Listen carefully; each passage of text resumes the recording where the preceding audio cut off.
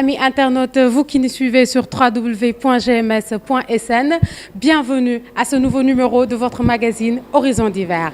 Aujourd'hui, nous allons à la découverte de l'exposition Signes et symboles du photographe Matar Ndour et du socio-anthropologue Abdou Ndour Katch Ndao, qui, à travers ce travail, propose une interface de production et de diffusion des cultures des peuples du Sud et du Centre, en particulier les peuples Bassari, Badik, Adjamat et Serer.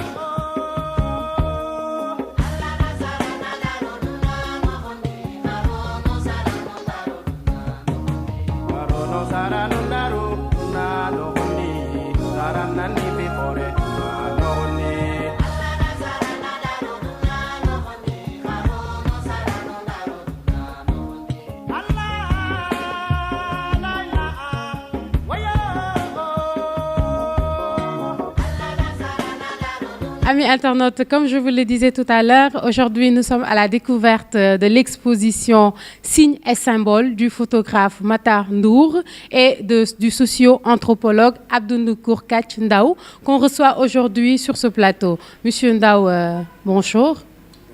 Vous êtes socio-anthropologue et vous avez travaillé sur les cultures des peuples du Sud et du Centre. Comment vous est venue cette idée de travailler sur ce peuple? Un constat qui est relatif à une méconnaissance générale des cultures, à tous les niveaux, que ce soit au niveau des élèves, des étudiants, mais aussi même au niveau des enseignants et des chercheurs. Il y a manifestement un grand déficit de connaissance de ces cultures. Ça, c'est, disons, l'idée principale qui nous est apparue et qui fonde notre démarche d'investiguer ces peuples du Sud. C'est vrai, et c'est bien de montrer les cultures, mais actuellement dans le monde où nous vivons, un monde qui va au rythme de la technologie et du développement, pensez-vous que ces cultures, au fur et à mesure, ne tendent pas à disparaître? Il y a une grande imposture mondiale qui est que la technologie s'oppose à la culture, y compris, entre guillemets, le caractère primitif des cultures. Il faut considérer que ces deux ordres de connaissances qui sont totalement liés. Nous travaillons sur ces cultures, mais aussi on a d'autres niveaux d'enseignement de la technologie. Et justement, les hommes, ils ne sont pas que ça, ils sont plusieurs choses à la fois. Par exemple, toutes ces photos que vous voyez à l'occasion de cérémonies initiatiques, vous avez là-dedans des profs d'université, vous avez des chercheurs, vous avez des militaires, vous avez des étudiants, donc tout le monde est là. Et ça, ce sont des cérémonies ponctuelles qui rendent compte de la culture, mais qui ne peuvent pas être opposables à la technologie. Parce que la technologie, ce sont des gens. Et des gens, quand ils finissent de porter leur trait culturel, ils peuvent aller dans un laboratoire de recherche pour faire leur travail. Donc, il reste que la question de fond est très importante, et tu as raison. Il y a effectivement un risque de... C'est pas disparition, parce que la culture, elle ne peut pas disparaître, et principalement la culture des gens, mais disons de reconfiguration des cultures. Je veux dire, aujourd'hui, quand vous regardez les rituels qui n'est qu'un aspect de la culture, il y a beaucoup de choses qui ont changé, pas simplement à la faveur de la technologie, mais à la faveur simplement de la marche du monde. Quand vous avez de plus en plus des initiés qui sont des étudiants, qui sont des enseignants, qui sont des fonctionnaires, vous ne pouvez pas avoir la même temporalité. Et c'est ça qui change. Autrement, oui, il y a le fait que, sans aucun doute, des peuples résistent un peu plus que d'autres, comme lorsqu'on parle des Adjamat, qui ont su quand même préserver l'essentiel de ce qui constitue leur cérémonie initiatique. Et vous avez d'autres peuples qui, sans doute, ont dû encore sombrer dans cette disparition entre guillemets progressive qui ressemble un peu plus, à mon avis, à une reconfiguration de leur culture. Voilà, une reconfiguration de nos cultures, vous l'avez dit tout à l'heure. Donc, d'après vous, pensez-vous que par rapport à cette reconfiguration, quel est l'intérêt d'introduire vraiment la connaissance des cultures de nos peuples dans nos enseignements?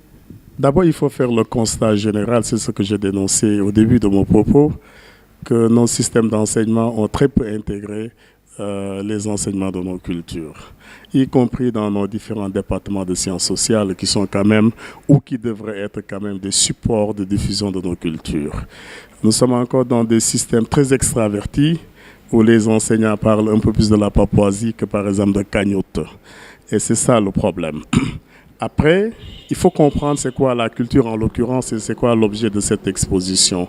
Les rituels que vous voyez, ce sont des écoles, au même titre que nos écoles françaises ou nos écoles anglo-saxonnes. C'est-à-dire que dans nos écoles modernes, on peut y enseigner la philo, on peut y enseigner la cybernétique ou la mathématique ou l'anthropologie. Dans ces écoles, il y a des enseignements adaptés à la fonction initiatique qui fait qu'ils sont tous mobilisés. Après, c'est juste un point conceptuel. Il faut considérer que les systèmes initiatiques, les cultures de façon générale, ce sont d'autres formes d'écoles. Et c'est une sorte d'impérialisme peut-être européen centriste qui continue de nous faire penser que ces gens sont différents de nous. Ces gens ont simplement d'autres systèmes qui sont des mêmes systèmes de capitalisation, de diffusion de leur savoir, comme nous sommes dans des écoles formelles françaises ou anglophones pour également apprendre autre chose qui nous est enseignée. Voilà, maintenant, nous allons suivre l'interview d'un de vos étudiants qui travaille sur les dynamiques de paix, dynamiques féminines de paix en Casamance, et nous allons revenir sur le plateau. En anglais, j'ai eu à mener des recherches sur la Casamance et le but c'était d'étudier un peu le poids de la culture sur l'usage des langues en Casamance. Et du coup, en sciences politiques aussi, j'ai étudié encore ce même champ, la Casamance. Et le but du jeu, c'était là d'étudier un peu le conflit casamançais et de voir l'apport des femmes dans le processus de paix en Casamance. Et du coup, là, actuellement, pour la thèse, je suis en train d'étudier encore la femme parce que j'aimerais expliquer un peu ce qui a motivé ce choix-là. Parce que je vois que le débat occidental est en train aujourd'hui de prendre le dessus sur ce que nous avons comme réalité ici en Casamance. Aujourd'hui, on veut nous faire croire que la femme est sous domination masculine et que la femme n'a pas droit au chapitre. Mais moi, j'ai vu que dans mes recherches, j'ai vu un peu que dans les sociétés africaines, la femme a sa place dans la société. La femme contribue bien et a un poids vraiment lourd dans la société, dans la marche de la société, dans la configuration sociopolitique, dans la configuration religieuse et même dans la résolution pacifique des conflits en Afrique. Voilà, c'est ce qui a motivé ce choix-là. Voilà, M. Ndao, nous venons d'écouter l'interview de votre étudiant qui travaille sur les dynamiques de paix. On l'a dit tout à l'heure. Que pouvez-vous nous dire de son travail? Non, mais c'est plutôt une sorte de co-encadrement entre moi et le professeur Pendaba, qui est sa prof titulaire, et Moïse, qui est un Casamancé de YouTube, avec plusieurs profils, linguiste et maintenant en sciences politiques, et qui a un versant de plus en plus vers la socio-anthropologie, est très intéressé à comprendre comment les dynamiques de paix sont structurées en Basse-Casamance et quel est le rôle spécifique des femmes dans la complexité de ce processus-là. Sans doute, avec ces regards très croisés entre la science politique, la socio-anthropologie et la linguistique, il devrait nous donner un regard un peu plus neuf sur ce que pourrait constituer un peu ces dynamiques féminines dans la gestion et la préservation de la paix en Basse-Casamance. Voilà, maintenant nous allons en parler un peu de photographie.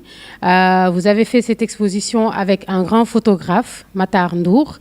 Ce qu'on voudrait savoir, c'est que pourquoi d'abord avec un photographe et en plus, comment la photographie pourrait vous aider, vous, dans votre travail? D'abord, il faut signaler le caractère polémique de l'anthropologie, avec une histoire connue, coloniale, avec ces faits de guerre que tous les anthropologues connaissent. Il n'empêche que c'est une discipline qui est encore au cœur de la compréhension de nos complexités culturelles. La photographie, elle est sans doute moins polémique. et les plus visuels, plus usuels, et sans doute dans des contextes d'alphabétisation un peu difficiles, la photographie, c'est une forme d'écriture qui est plus accessible que l'anthropologie. Et quelque part, ce qu'on essaie de faire avec Matar Ndour, très grand photographe d'une 30aine d'années d'expérience, avec qui j'ai voulu travailler d'ailleurs, parce qu'il sent bien les intuitions anthropologiques, si on peut dire comme ça. Et je crois que Matar, c'est aussi une vue sur la complexité de nos cultures par la photographie, commenté par l'anthropologie.